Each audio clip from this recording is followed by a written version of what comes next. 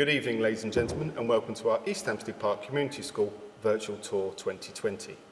Thank you for taking the time to come down and virtually look around the school. We really do appreciate it.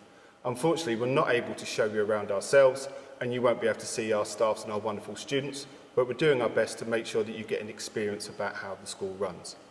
We have set the evening into 3 distinct parts. The first part will be an address from the head teacher. This will be followed by some questions which you yourselves have put together through the Google form that you filled in, which we will then address to the head teacher.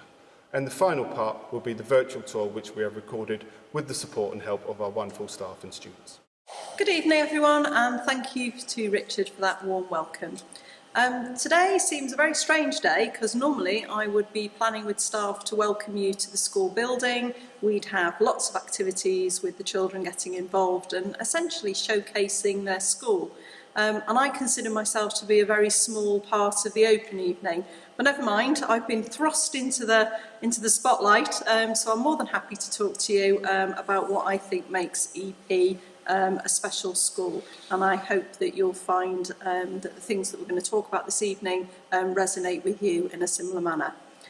We're the only community school that is in Bracknell. We've been here a long time, and certainly since the advent of the start of Great Hollands Estate, and we do serve our local communities, so we draw students predominantly from the south of Bracknell, but much further afield these days as students are willing to travel. We're a small school, we've got lots of big grounds, things, and there's plenty of space for students to basically follow the school round, get involved in activities, and move around the school in their busy learning journey. What do I think makes the school stand out? I think the school stands out because of the commitment from the staff to get involved and go the extra mile for the students. And the students' response is overwhelmingly positive, and we like to think that we work in partnership with our students. Our school motto is respect and pride. The students came up with that, and I think it's right on the money in terms of the values that are right for today's society, and we work hard to maintain that structure. Students, as they move through the school, are given more opportunities to take some responsibility and get involved in the life of the school, and I have 6th formers that pay back and students that leave and come back and join us again, who really embody those values as we move forward. So you can't come round and see us, unfortunately, but you can see my students smartly in their blazers heading to and from school, and hopefully you'll get a sense about the community that we are and the enjoyment that the children get while they are here. As we've looked through the questions which have been given to us in Google Forms, we've found 4 key questions which have come up time and time again, which you are interested in finding the answer. So I've put these 4 together, and I shall now put these to the head teacher. The first question is, what makes our school so special?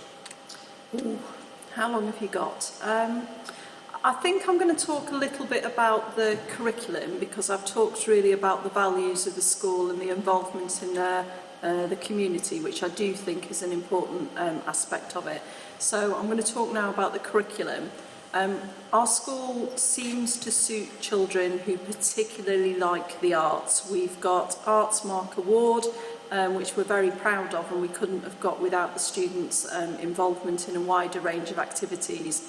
But our art department, our media department, our performing arts, all of those are really opportunities where I think students find their own niche. And I never cease to be amazed by some of the work that they come out with. It really is stunning. And I think students go on a journey as they go through the school, and you can see their confidence coming out not only in their performances, but their willingness to support each other and engage each other as they move through the school. I think the second part of the curriculum that I think I would draw people's attention to is our investment in that kind of wider careers support for students, and we've worked hard to engage businesses to get involved in the life of the school and support the community. So, you know, everyone's got different aspirations for their students. You know, if you're aspiring that your son or daughter will get a solid apprenticeship at the end of their educational journey, then we've got evidence of being successful in supporting students for that. Likely so, we've got vast experience in supporting students with traditional routes through A-levels and university. And for me, it's that kind of personalised diet, really. Every child's an individual, but I haven't met a child yet whose parent doesn't want them to be successful. So our curriculum, I think, allows and tries to support that. Thank you. The second area of interest has been how are year groups organised? And I think in particular, there has been a focus upon the Year 7. Yeah, and rightly so. I mean, if a student's transferring into a secondary school from a small primary school environment, I can absolutely see why a parent would want to know that. So ours is based on a traditional year group system. When I became head teacher, one of the things that I did was I sorted the year groups out into mini schools. And the reason why I did that with the support of the staff was to make sure that the focus was slightly different depending on what phase you're in. So in Discovery School, we have students in year 7 and 8 things. They have separate tutor groups and their assemblies and their kind of support programme that they get through the pastoral system is slightly different. And then by the end of year 8 they get the opportunity to select some of the subjects that they're thinking about doing later on in their education, and they move into what we call Destiny School, and they'll stay there for 9, 10 and 11.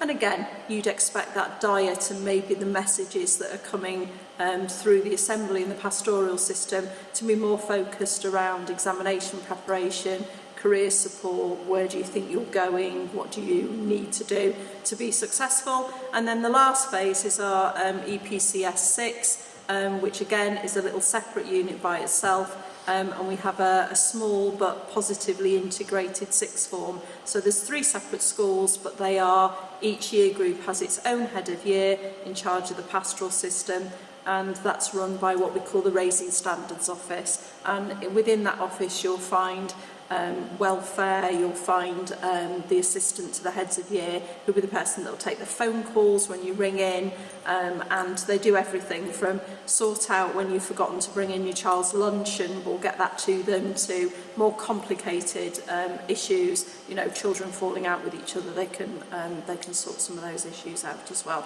So hopefully that gives you a flavour about how they're set up. Thank you. The third one that's come up has been anxiety. Some parents are concerned about anxiety their students are feeling and just want to know what support we may have in place for Year 7 students coming through. Okay. My answer to that is I think everyone's anxiety is different, isn't it? What presents as anxiety in me you know, may be different in someone else. So we do have, as I said, pastoral support available for that. Try and work with the child actually and the parents, because you're key to it, to identify what is causing the anxiety, and then see if we can put some barriers of, you know, sort of support around that, so we can break down those barriers so the children feel more comfortable. But children's anxiety ranges from a vast number of things. Often it's because what they perceive to be, you know, starting at a big school is actually a little bit overwhelming, and that's why we do transition and support arrangements to make sure that we're breaking that anxiety down. So the head of Year 7 would come and do an assembly in your child's primary school. I've been out to the primary schools and talked to Year 6s about what it's like to move from one to the other. And it just gives everyone that opportunity to have a little bit of talking. For very vulnerable children, we can do little bespoke tours. We've had some of those running even during lockdown, just to make sure that everyone's in the right place emotionally to see if they can start. But you know, my go-to would be tell us early on, engage with us in a conversation, and then we'll see what we can do to wrap around and put something in place for you and your child. Okay, thanks. And the fourth area, the last area, is parents wanting to know how they can find out about our SEN department. Okay, again, common question. So our SENCO is part of my senior team, and I think that's an important distinction, because it means that SEN students are always at the table where lots of decisions are made, and also she has seniority to make sure that she can put in place arrangements and support for individual children.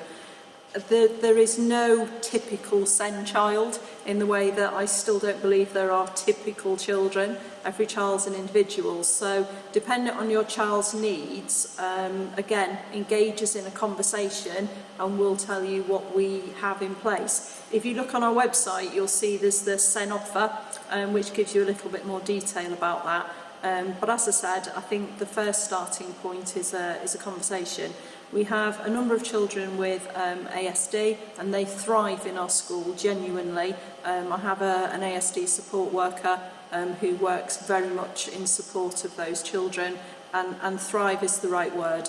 Some of them have been phenomenally successful and moved through the education phase and into university. So it depends on your child and whatever their limits are. We do have some children with ADHD, which again I think is a condition that's fairly commonly known about, and again they'll get a bespoke plan put in place, but the majority of children with ADHD are more than capable of managing in a mainstream classroom and participating in the same rules as everyone else. We just might have to make some little tweaks and allowances as we go forward. So the rule of that is just ask us, talk to us about your child's particular needs and we'll give you some information. Thank you so much for sticking with us so far. I hope you've enjoyed listening to the answers to the questions that you've put to us and to the head speech. If you do have a question about the SEN, hopefully you would have filled out the Google form, which would have been where your invite was, and we know so we can get in touch with you. If you do need to talk to us about anything else at all, whether it be SEN or anything else you've heard this evening or you pick up from the virtual tour, please do email us on the address which you received your invite from. It just leaves me to say the virtual tour, which is coming up now, was lots and lots of fun to make, and it's a huge thank you to the students and the staff who took time out. We've only been back for a full week, so as you can imagine, it was fun making, but quite hectic. So we hope you enjoy it. Thank you very much for listening, and goodbye.